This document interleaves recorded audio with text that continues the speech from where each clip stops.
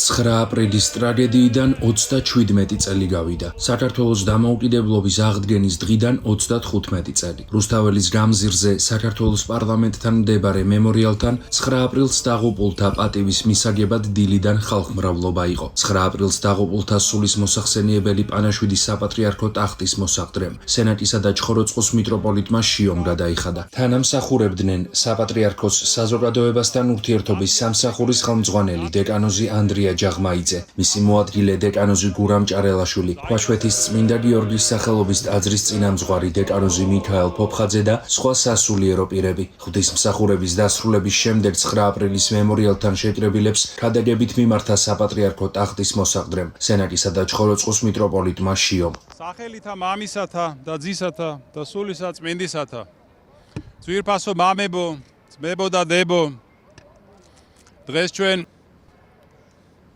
ვიხსენებთ 9 აპრილის ტრაგედიას, იმ ღამეს და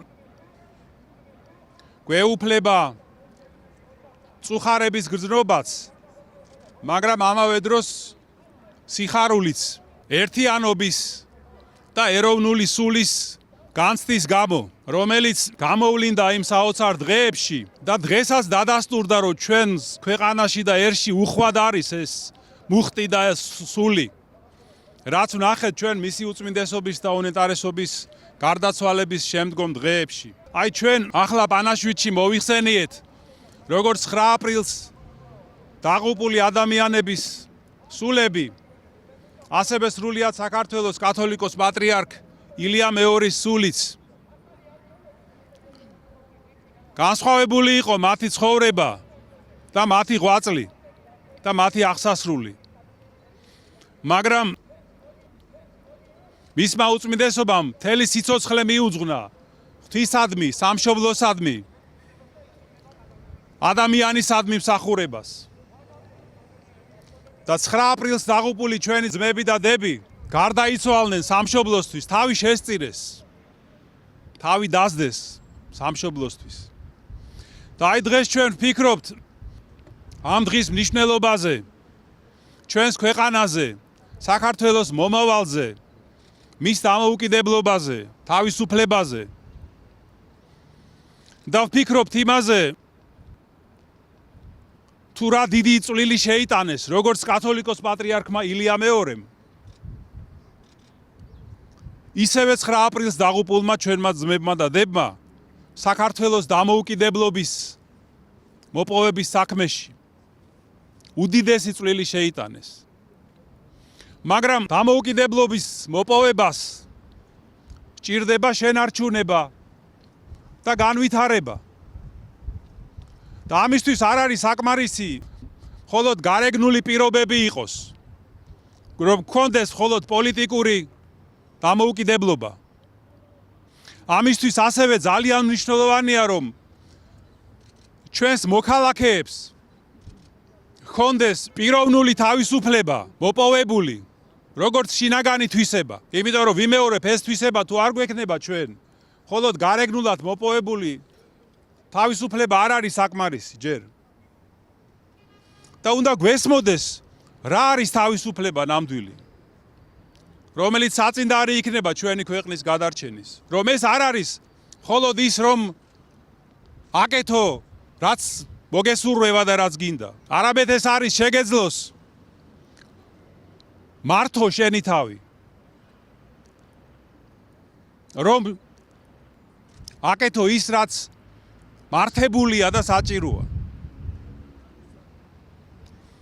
და აი თუ არ იქნება აი ამ ჩვენში ამის გაგება, მხოლოდ ასეთი გარეგნული თავისუფლება საღვთო კანონისა და ზნეობრივი კანონის გარეშე სახიფათო შეიძლება გახდეს და დამანგრეველი ადამიანის სულისთვისაც და ქვეყნისთვისაც.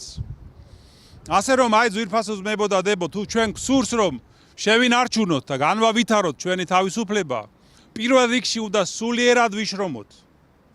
შევინანოთ, გამოვსწორდეთ, დავფიქრდეთ, თუ რა არის ჩვენს ხალხში ის მანკიერებები, ის ცოდვები, რომლებიც ჩვენ უნდა გამოვასწოროთ. იმისთვის რომ მოგვეცეს წყალობა ღვთისა და ვეღირსოთ ჩვენს გამთლიანებას და ქვეყნის გაძლიერებას. კიდევ ერთხელ მოიხსენიოთ 9 აპრილს დაღუპული ჩვენი ძმები და დები.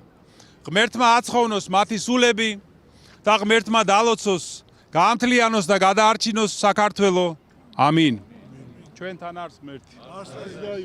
პანაშვიდის დასრულების შემდეგ ჟურნალისტებთან კომენტარი გააკეთა საპატრიარქოს საზოგადოებასთან ურთიერთობის სამსახურის ხელმძღვანელმა დეკანოზმა ანდრია ჯაღმაიძემ. სასულიერო პირმა დღევანდელ დღეზე ისაუბრა და ჟურნალისტების სხვა შეკითხვებსაც უპასუხა. 37 წელი გავიდა 99 წლის 9 აპრილიდან ამ ტრაგედიიდან და იმ დღეებს ვინ შევესწარით წარუშლელი არის გასული აი ამ 37 წლის მანძილზე წარუშლელია მაინც ეს მეხსიერება.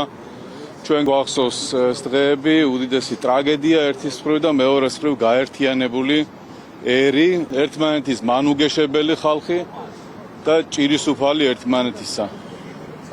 ეს დღეები ძალიან მაგონებდა მე პირადად პატრიარქის გარდაცვალების დღეებს, როდესაც მთელი ერი გაერთიანდა და ერთმანეთის ჭირისუფალი იყო და თან იყო მწუხარება, მაგრამ თან ძალიან დიდი იმედი, რომ პატრიარქის დანატოვარი იქნებოდა.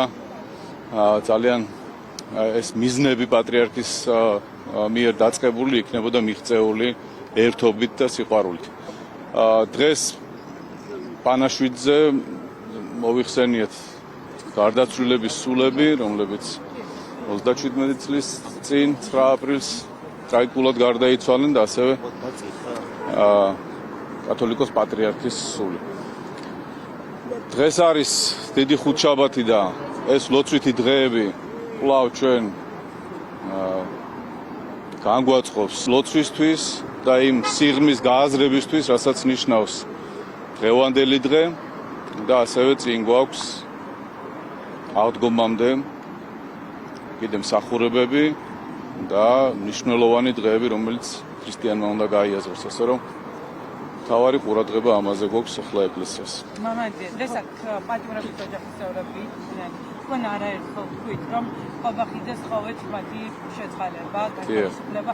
კიდევ გაქვთ ცდილობა, ანუ გრძელებთ, ან მეუფეთო აგრძელებთ ამ მიმართულებით ხელისუფლებასთან? არ გამოვრიცხავთ, რომ შემდგომში კიდევ გქონდეს რაიმე საუბრები ამ ასეთი.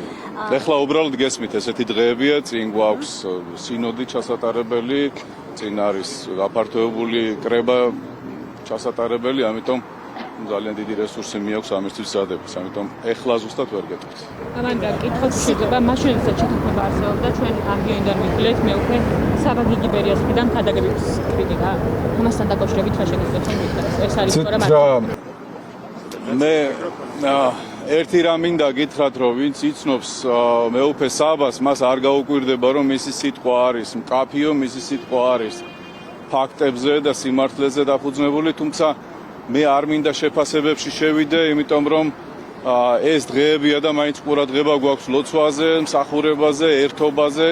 ერთი რამ მინდა გითხრათ რომ მიუხედავად იმისა რომ მღვდელმთავრებს შესაძლოა ჰქონდეთ სხვადასხვა დამოკიდებულება და სხვადასხვა მოსაზრება თლიანობაში თლიანი მიზანი ყველაზე მთავარი რაც არის რომ მშვიდობით და სიყვარულით იქნას მიყვანილი ბოლომდე ახალი პატრიარქის გამორჩევა ეს აუცილებლად იქნება ერთსულოვნებით და სიყვარულით შენარჩუნებული ასე რომ იქნება სხვადასხვა აზრები გამოთქმული თუმცა მთავარი მაინც ის არის რომ ერთობაზე ყველას აქვს ძალიან დიდი მონდომები სინოდის ხდომასთან დაკავშირებით თქვენ შემდგომ ჩავასწორეთ რომ დაუხსნებელი ხომ არ დაზუსტებულა თარიღი არა არ დაზუსტებულა მაგრამ 24-ის ახლო რიცხვები იქნება ალბათ ხო მამაძე, ერთს დავაზუსტებ, რა თქვენ თქვით, რომ შესაძლოა გქონდეს. ერის სიმშვიდისთვის ფიქრობთ, რომ ეს აუცილებელია, აი რატომ ფიქრობთ, რომ აი ისევ წამოიწყებთ ამ თემაზე ვლაპარაკს? რაზე? პატიმრებთან დაკავშირებით გეკითხებით. თქვით, რომ შესაძლოა ისევ გქონდეს. აი რას ფიქრობთ თქვენ? იმისთვის რომ იცით რა, ეს ხალხი ხო ჩვენი თანამოქალაქეები არიან, ბევრი მათგანის ოჯახი მრევლია ურთიერთობა გვაქვს, უბრალოდ ჩვეულებრივი ადამიანური ამბავია, რომ მათ გამოვესარჩოთ როგორღაც. უბრალოდ სამჯერ რადგან არ მოისმინა ხელისუფლებამ თქვენი თხოვნა მეუფის. ამის ფონზე ვიძახი ისევ 7 გზის 70 ჯერ შეიძლება, ესე იგი ერთ და იგივე რამაზე ვითხოვოთ და ესე იგი თუ ვითხოვთ შეიძლება განგვეყოს მე. ამანთან საავტომობილო ეპისტოლე არ იქნება როგორც უცხო აი აღდგომის გამოს როგორ იქნება ეს არა, იქნება საავტომობილო ეპისტოლე.